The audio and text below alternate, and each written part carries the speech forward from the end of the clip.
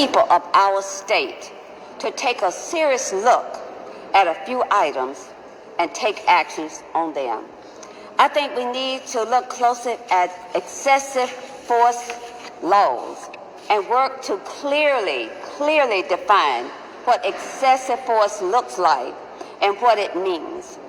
I think the overwhelming majority of South Carolinians and Americans would agree that tasing a person 11 times is excessive, and that this should never be the practice of any law enforcement officer. In addition, I believe we must take closer examination of tasing policy by departments. We must review and reform how we train officers and push for training that focuses on escalating situations as opposed to using force first, and especially excessive force. Bill number 4405 is a big part of the solution, which is a mental health evaluation before court proceedings, and to notify the guardians of the individual state of mind and where that individual is located at that particular time. And then we have 4406 is a bill to prohibit law enforcement officers from engaging in use of excessive force when detaining a person or when making an arrest, to establish criminal penalties and for other purposes also. Now, both of these bills are sponsored by Representative J.A. Moore, and we believe these are solutions that will help guarantee that no other family will be forced to endure what this family has gone through and continue to go through.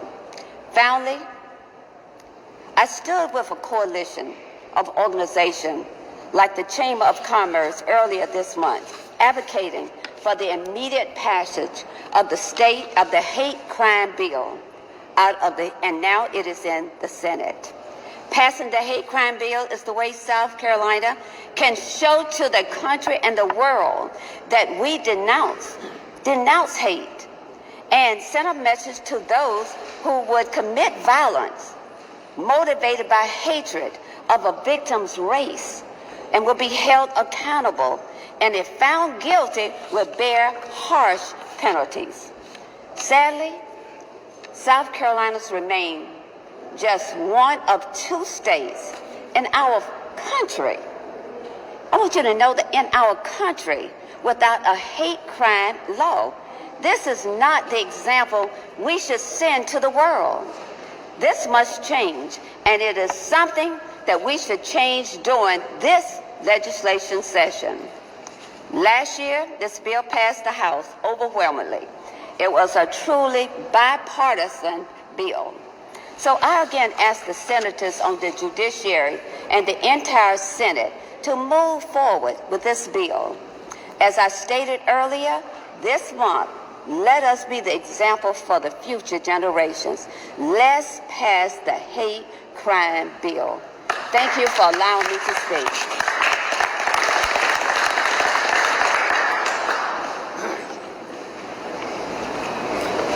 I am the Reverend Nelson B. Rivers III. I'm the Vice President of Religious Affairs and External Relations for the National Action Network. I work directly with Reverend Al Sharpton, but I'm a longtime servant in South Carolina, having worked for the NAACP for 30-plus years.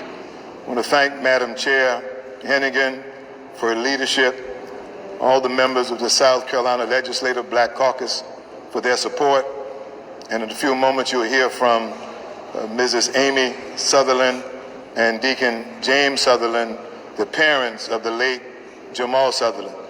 We come today to challenge this legislature here in South Carolina to do the right thing. We seek justice for Jamal. Jamal Sutherland was killed January 4th, 2021 in the Charleston County Detention Center. He was taken from a mental health facility in Charleston County to the jail without the knowledge of his parents. He was self-admitted because he was having an episode, diagnosed with mental illness. They took him away, killed him in the jail. 5 days later, he was taken New Year's Eve, killed on January the 4th, and the family did not know that he was moved to the jail and did not find out he was dead and where he got killed until it was all over. That's the height of inhumanity and indecency. But more importantly for us, he was tased 11 times in 45.6 seconds. 11 times. Regulations say you should not tase anyone more than once in 15 minutes. They tased him 11 times. One officer at least 7 times by her own admission. The solicitor has refused to indict or charge these officers. We refuse to accept that that is justice, and so we demand, again, that they be charged. Then we've asked Attorney General Alan Wilson to appoint a special prosecutor because our solicitor said she cannot and will not charge them, but justice ought to still be served. So Alan Wilson is called upon again to appoint a special prosecutor. We support the Jamal Sutherland excessive force bill. What they did to him was excessive. I believe it was hateful. I believe it was designed to create intentional harm. He was guilty of nothing except maybe a misdemeanor, which did not even require him to go to bond court. He could have been given a ticket, but instead they killed him, put a spit bag over his neck, put their knee on his neck, spit bag on his face, knee on his neck, and he kept saying, "I can't breathe." Where have we heard that before? So we call on the General Assembly to pass the excessive force bill named for Jamal Sutherland. We thank Representative Moore. We thank Representative Pendarvis and all those who stood with us and stand with us. And secondly, Reverend Sharpton and myself and our whole team in South Carolina support the hate crime bill. I am stunned that if the House of Representatives could pass it, what is the problem in the Senate? Amen. And I ask this question: why are you supporting hate? Amen. There's no middle ground in this. Either for it or you against it. Yes, why are you supporting hate? Who would stand on the side of hate? We must raise the question, not a rhetorical question, but a real question. If you do not support the hate crime bill, that means you support hate. Amen. And who in this General Assembly could stand before their constituents and say, "I support hate"? Why was South Carolina will be one of only 2 does not have a hate crime law? We are wrong on so many things. This is a chance for us to be right on something. So I ask the General Assembly, we challenge them to do the right thing. And I ask the question, why is it so hard always for us in South Carolina to do what's right? Every time we have to do what's right, we can't just get a vote and move on. No, we got to fight, we got to plead, we got to march, we got to protest, because in South Carolina, doing the right is a hard thing. Amen. But the time has come for us to do what's right because it is right. So we thank the members of the General Assembly. We thank those who are standing with us. Won't you go take the message forward? Those officers should be arrested. They should stand trial, and we know they'll be found guilty. And if the solicitor won't do it, the Attorney General has the power and the authority to do it. We want justice for Jamal. And I want you to know, we will not rest until we get justice for Jamal Sutherland. He was killed, homicide, at the hands of law enforcement, and they should be held accountable. Now, Representative Pendarvis will come to explain what the bills cover. Thank you very much. Amen.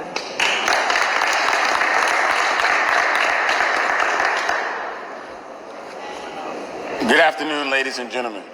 My name is Marvin Pendarvis, State Representative, House District 113, Charleston and Dorchester counties. You may ask why we are here. And to quote the late Reverend Dr. Martin Luther King, we're here because injustice is here. That's right. We're here because of the failure of the state of South Carolina to have on the book laws that would hold its law enforcement officials accountable. Yes, sir.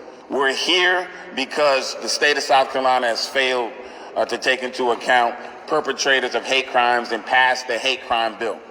And so we're here for justice for Jamal.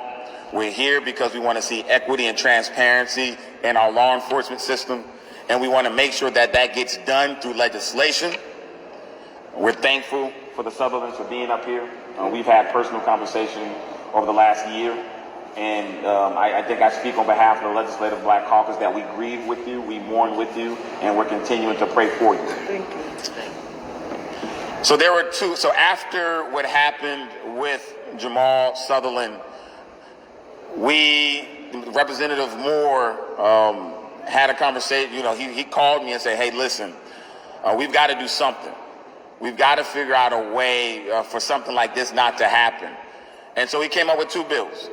One of them is 4405, with dealing with the mental health aspect, because what a lot of people don't know is that Jamal was supposed to be in a mental health institution at the time that he voluntarily checked himself in. And then the other is 4406, which is the excessive force statute.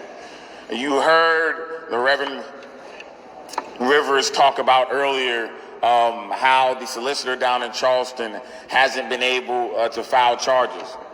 And Representative Moore and I had a conversation with her, and through that conversation it came to me is that South Carolina doesn't have an excessive force statute on the books. And so that question is, why don't we?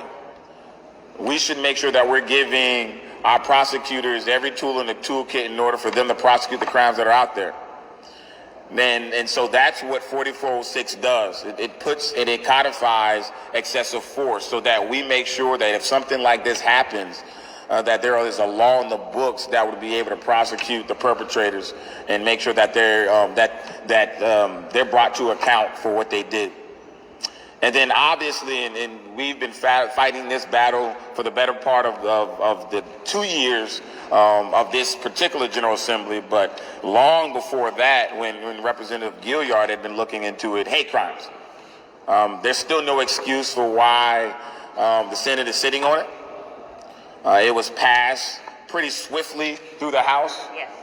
And we want to make sure that the senators that are standing in objection to this, that we move them, that we make sure that we appeal to them and say, hey, we have an opportunity to be in line with the rest of the country. There's a reason why 48 other states have already passed similar legislation. And there's no